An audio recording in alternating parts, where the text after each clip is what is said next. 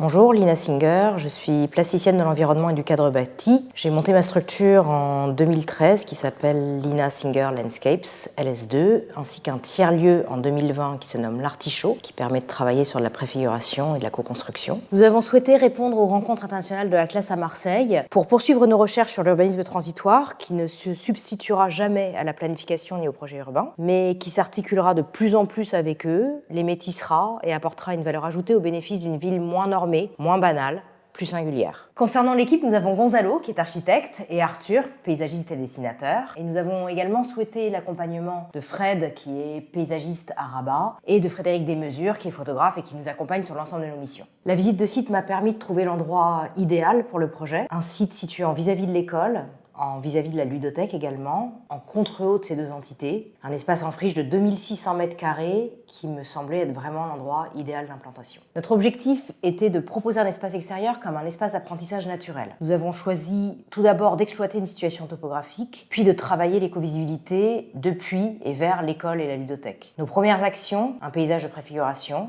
un paysage capable de s'articuler autour des différents accès pour atteindre cette plaine en contre-haut, et une proposition de dispositif d'occupation flexible, support d'apprentissage. Cet apprentissage s'organise avec 3 typologies support d'activité, la pépinière, l'agora et l'observatoire. L'architecture de notre projet s'inspire directement sur l'esprit méditerranéen. Elle s'appuie sur des principes simples mais puissants qui répondent au climat tout en créant des espaces de vie qualitatifs. Mais ce qui nous inspire de plus, c'est la relation entre intérieur et extérieur. Nous proposions des espaces semi-ouverts, des zones hybrides entre abri et pleine nature. Nous avons imaginé une architecture flexible où tout peut évoluer en fonction des besoins pédagogiques qui restent fonctionnels toute l'année. Concernant les activités, nous suggérons des expériences scientifiques en plein air, des observations astronomiques et des phénomènes naturels de jour et de nuit, des ateliers d'art naturel, des projets de permaculture, une promenade botanique dans notre montagne où les enfants pourront étudier les espèces rencontrées et comprendre la diversité des écosystèmes. Concernant la co-construction, nous avons essayé de déterminer comment les activités en plein air pouvaient compléter les apprentissages conventionnels. Le dernier sujet fondamental